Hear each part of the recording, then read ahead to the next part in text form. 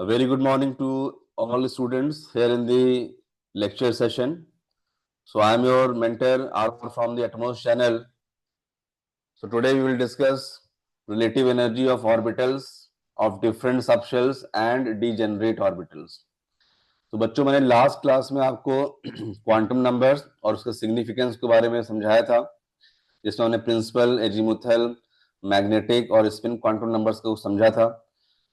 To apply those further in shells, subshells, orbitals, आज हम आपको लेकर आए हैं कि जो डिफरेंट ऑर्बिटल्स हैं उनकी एनर्जीज डिफरेंट सबशेल्स में कैसे वेरी करेगा और सेम सबशेल में कैसे रहेगा. तो ये इंपॉर्टेंट क्यों है? बिकॉज इसको आपको समझने के बाद आप इलेक्ट्रॉनिक कॉन्फ़िगरेशन को कर पाएंगे. तो नेक्स्ट लेक्चर जो हम कर लेंगे आपके लिए, उसमें मैं आपको इलेक्ट्रॉनिक कॉन्फ़िगरेशंस को ब्रीफ करूंगा. कुछ क्वेश्चंस लेंगे, इंपॉर्टेंट क्वेश्चंस लेंगे जो नीट, जेई, ओलंपियाड और आपके स्कूल एग्जाम के लिए इंपॉर्टेंट होते हैं, उनको सॉल्व करेंगे.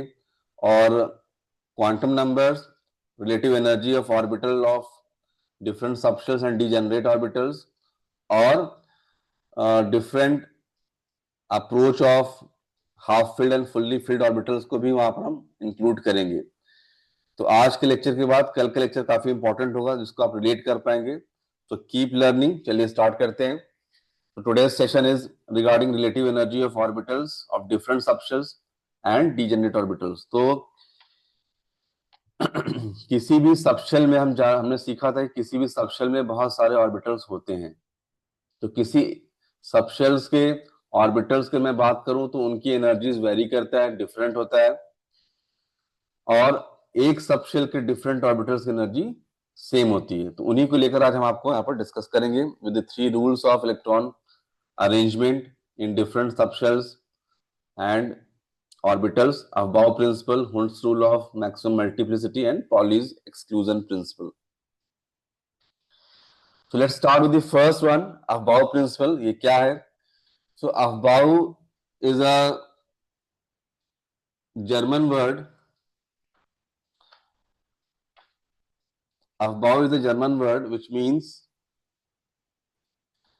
building up.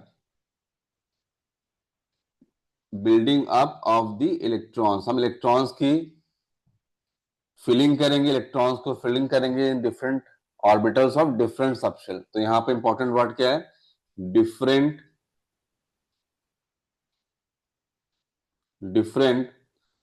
Orbitals of different subshell. तो डिफरेंट सबशेल के ऑर्बिटल्स को हम यहां पर इलेक्ट्रॉन से फिलिंग करेंगे. और different orbitals of different subshells they are non degenerate. ये नॉन डीजेनरेट होते हैं. नॉन डीजेनरेट का मतलब क्या? तो डीजेनरेट का मतलब होता है इक्वल एनर्जी. केमिस्ट्री में when we say degenerate that means equal energy, and when we say non degenerate energies are not equal. So different subshells like 1s, 2s, 2p, 3s, 3p, 3d, ये different subshells हैं. इनके जो orbitals होंगे उनकी energy very करेगा. जैसे 1s का orbital energy different होगा 2s के ऑर्बिटल की एनर्जी से, लाइकवाइज 2s की एनर्जी डिफरेंट होगा 2p की एनर्जी से. ऐसे इन ऑर्बिटल्स एनर्जी वेरी करेगी. तो अफबाउ प्रिंसिपल ये सजेस्ट करता है कि electrons will be filling in the increasing order of their n plus l value. n plus l value. n is principal quantum number, l is azimuthal quantum number. तो electron को हम n plus l के increasing form में भरेंगे. ऐसा क्यों? अगर n plus l value कम होता है तो एनर्जी ऑफ ऑर्बिटल भी कम होगा. और एनर्जी कम होगा तो स्टेबिलिटी ऑफ इलेक्ट्रॉनिक कॉन्फ़िगरेशन या स्टेबिलिटी ऑफ इलेक्ट्रॉन क्या होगा? ज्यादा होगा. तो हमें हमेशा मोर स्टेबिलिटी की तरफ इलेक्ट्रॉन्स को अरेंज करना है so that atom can be more stable in terms of their electronic arrangement. उसी के लिए यहाँ पर n प्लस एल वैल्यू जो है वो डिफाइन की गई है. And this is just the one of the outcome of Schrodinger wave equation जो हमने आपको लास्ट क्लास में डिस्कस किया था. तो अगर मैं 1s की बात करूं, 1s का n plus L value of 1s, बताइए। तो यहां पर जो आप देख रहे हैं, यहां पर जो आप देख रहे हैं, n की वैल्यू 1s के लिए क्या है 1, और s के लिए l की वैल्यू क्या है 0, तो 1 प्लस 0 इज 1, यहाँ 1 हो गया n प्लस एल। लाइकवाइज अगर मैं 2s की बात करूं, 2s के लिए n प्लस एल, तो n की वैल्यू 2 है और s के लिए l वैल्यू क्या होती है 0, तो 2 प्लस 0 इज 2। अगर मैं 2p की बात करूं n प्लस एल, तो n वैल्यू इज 2 और p के लिए जो l वैल्यू 1 है, तो 2 plus 1 is 3। And likewise you see, तो जहां पर n प्लस एल सबसे कम है 1s, वहां पर आप इलेक्ट्रॉन पहले भर रहे हैं। देन 1s के बाद हम 2s फिलअप करते हैं ऑर्बिटल्स, 2s के बाद हम 3s 2p फिलअप करते हैं बिकॉज उसका n प्लस एल 3 है। तो ऐसे हम इंक्रीजिंग ऑर्डर में n प्लस एल ऑर्बिटल्स को इलेक्ट्रॉन से फिल करते हैं। इसी बात को हम अफबाउ प्रिंसिपल कहते हैं। तो यहाँ पर जो की टेक अवे है कि increasing value of subshells will have increasing energies of orbitals, and so electrons are filled in that sequence to have more stability of the electronic configuration, right? Next, Hund's rule of maximum multiplicity. Hund's rule हमें कहाँ apply करना है? तो Hund's rule is always applicable, is only applicable for the degenerate orbitals. Degenerate orbitals में हम Hund's rule को apply करते हैं, ठीक है। What are degenerate orbitals? Equal energy. तो किसी एक सबशेल के सभी ऑर्बिटल्स डीजेनरेट होते हैं। लेट्स से इफ आई से 3D सबशेल, तो 3D सबशेल का अगर हम बॉक्स डायग्राम बनाएंगे तो हम 5 ऑर्बिटल्स दिखाएंगे। One box is one orbital. तो d x y, d y z, d x z, ये हमने लास्ट क्लास में आपको एक्सप्लेन किया था। D x y, d y z, d x z, dx square, y square and dz square. These are the 5 d orbitals. So किसी एक subshell, let's say 3D is a subshell, उसके 5 जो orbitals हैं, इन पांचों orbitals की energy equal होगा। इसको हम डीजेनरेट कह रहे हैं। तो Hund's rule is only applicable for the degenerate orbitals, मतलब आपको एक सबशेल के सभी ऑर्बिटल्स को देखने हैं। उसमें क्या देखना है?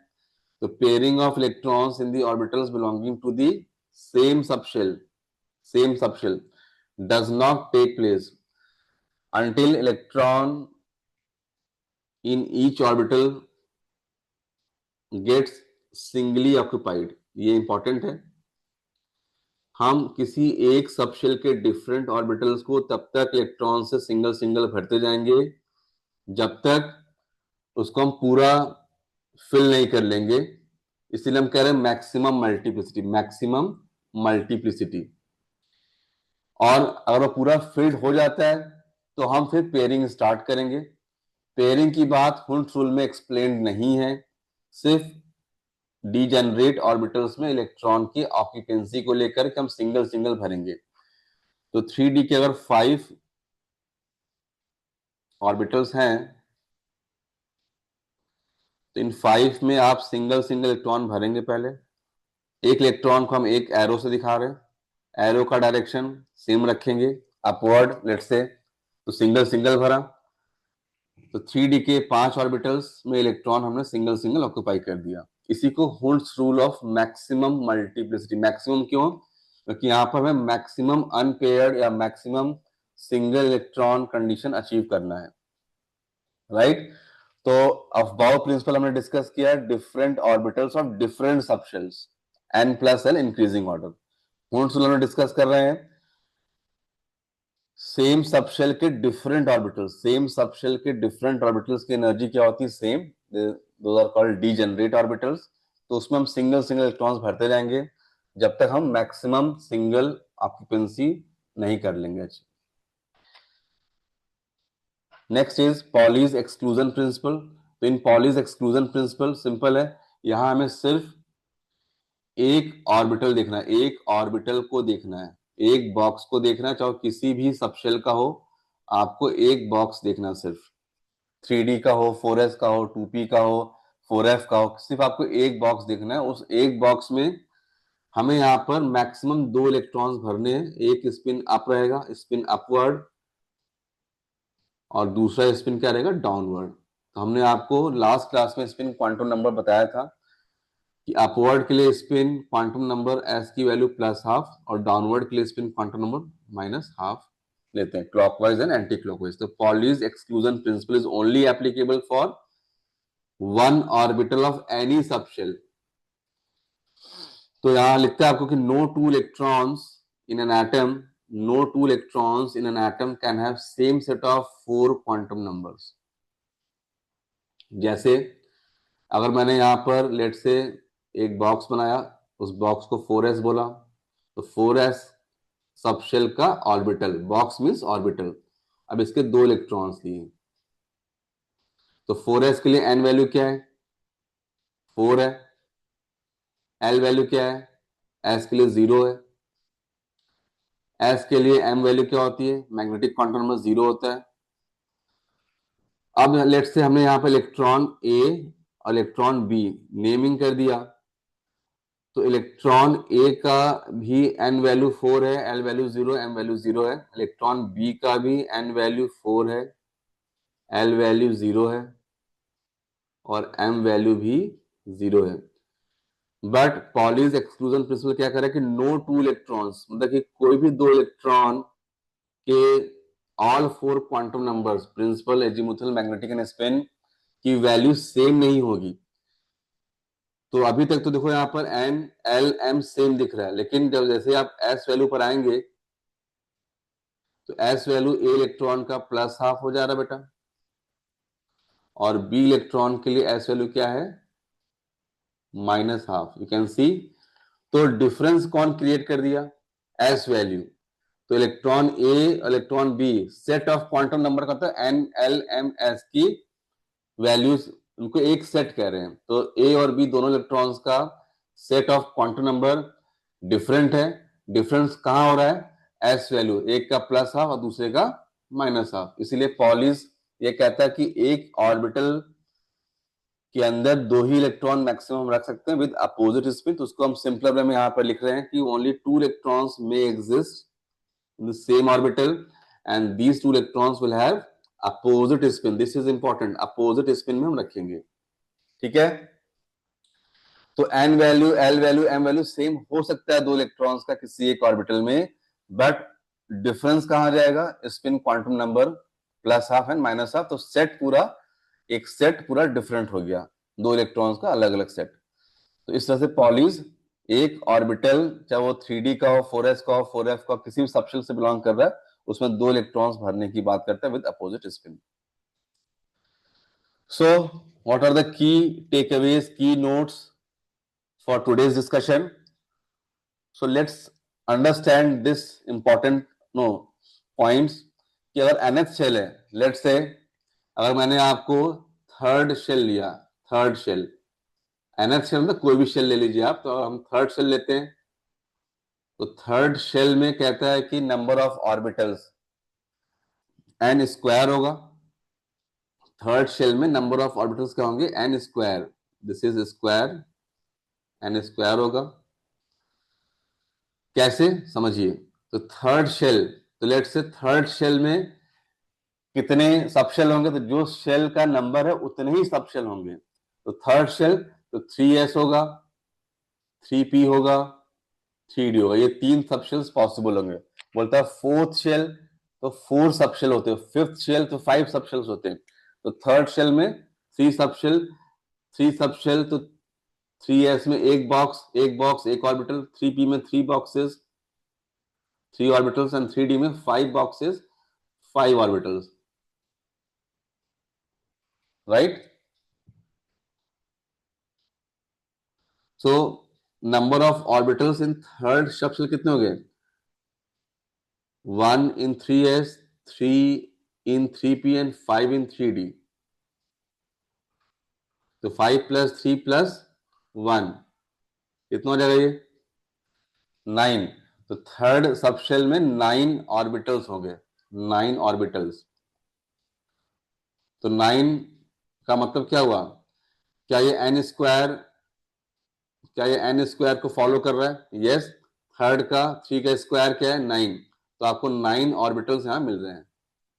और हर एक ऑर्बिटल में कितने इलेक्ट्रॉन्स भरेंगे आप? मैक्सिमम 2 भरेंगे, है ना? तो इसी एन स्क्वायर को हम 2 से अगर मल्टीप्लाई कर दें तो 2n स्क्वायर बन जाता है, और 2n स्क्वायर आपके number of electrons is possible for the nth shell. तो जो शेल नंबर देता है उतना ही सबशेल होगा, और उसका आप अगर स्क्वायर करते तो आपको नंबर ऑफ ऑर्बिटल्स मिल गया, और उसको 2 से अगर मल्टीप्लाई कर तो नंबर ऑफ इलेक्ट्रॉन्स मिल गया। This is for nth shell. I hope this is simple. For lth subshell, किसी भी सबशेल में कितने ऑर्बिटल्स होंगे? 2l+1। जैसे अगर मैं आपको बात करूं 2p सबशेल, तो 2p में कितने बॉक्स बनाएंगे? 3 बॉक्स। p के लिए 3 बॉक्स, 3 ऑर्बिटल। तो p के लिए l की वैल्यू क्या होगी? For p subshell l value is 1, so 2l+1, so 2 into 1 plus 1, this comes out to be 3। तो 3 आपको बॉक्सेस बनाने होंगे, 3 आपको ऑर्बिटल्स बनाने पड़ेंगे। तो हमने यहाँ पर 3 आपको बॉक्सेस बनाए 2p के लिए। px, py and pz are the designation of these 3 orbitals। तो किसी भी सबशेल में कितने ऑर्बिटल्स होंगे? 2l+1 is the formula. और हर ऑर्बिटल में 2 इलेक्ट्रॉन मैक्सिमम रहेंगे, तो कितने इलेक्ट्रॉन होंगे किसी सबशेल में? 2 multiplied by 2l+1। तो this way you can see कि आप किसी शेल में number of subshells, number of orbitals, number of electrons देख सकते हैं। किसी भी शेल में number of orbitals, number of electrons, किसी भी सबशेल में number of orbitals, number of electrons. So these are some key notes for the filling of electrons in different subshells, orbitals, and in the same orbital. So next class we will start with the electronic configuration। काफी important होगा। इन्हीं thoughts को जो हमने आज किया और जो हमने लास्ट लेक्चर में किया था क्वांटम नंबर्स, उनको इनकॉर्पोरेट करके हम इलेक्ट्रॉनिक कन्फिग्रेशन लिखेंगे, और उस इलेक्ट्रॉनिक कन्फिग्रेशन से बहुत सारी चीजें हम एक्सट्रैक्ट करेंगे, जो हम classification of elements, reactivity, trends in physical properties, वो सब सारी बातें वहां से लिंक होती है। So I hope you enjoyed this lecture. Thank you for your attention. Keep learning chemistry, keep growing, keep strengthening your thoughts and concepts, ताकि आप केमिस्ट्री को एक अच्छे से, एक बेहतरीन तरीके से, एक रिफाइंड वे में सीख सकें। So keep coming your questions now. अपने क्वेश्चंस को भेजिए, अपने क्वेश्चंस को मेल करिए, शेयर करिए मेरे साथ, ताकि मैं आपके लिए कुछ कस्टमाइज लेक्चर्स भी बना सकूं। अगर आपको कुछ डाउट्स है किसी लेक्चर में किसी टॉपिक को लेकर, तो we can have some customize discussions on those topics for different chapters in chemistry. So आज के लिए इतना ही बेटा। Next lecture will start with the electronic configuration. तो अगर आपको इस चैनल को, आप रेगुलर हैं, आप इसको समझ पा रहे हैं, इस चैनल के लेक्चर्स को, आप इसको लाइक करिए, अपने पीयर ग्रुप में शेयर करिए, सब्सक्राइब करिए, ताकि आपको हम और बेहतरीन केमिस्ट्री सिखा सकें। और बेल आइकन को भी आप हिट कर लिए, ताकि आपको कोई भी नोटिफिकेशंस इमीडिएटली मिल सके जो इस चैनल में हम नोटिफाई कर रहे हैं। हमने 16 का एक सेशन रखा था जिसमें हम क्लासिफिकेशन ऑफ एलिमेंट्स करेंगे। सो उस सेशन के लिए अभी हम आपको सेशन को पोस्टपोन करेंगे, बिकॉज तब तक हम आपको ये चीजें समराइज नहीं कर लेते हैं इलेक्ट्रॉनिक कॉन्फ़िगरेशन तक, तब तक क्लासिफिकेशन ऑफ एलिमेंट्स को आप इजीली समझ नहीं पाएंगे। इसलिए हम उस सेशन को थोड़ा डिले करेंगे। 16 सितंबर जो कल का सेशन है, हम उसको आपको नेक्स्ट उसका जो शेड्यूल होगा आपको शेयर करेंगे। In the meanwhile, we will understand completely the electron configuration first, and then we will go with the classification of elements in the periodic table. So, thank you all. Thank you from Atomos channel, your mentor RR. Keep learning, keep growing. Thank you.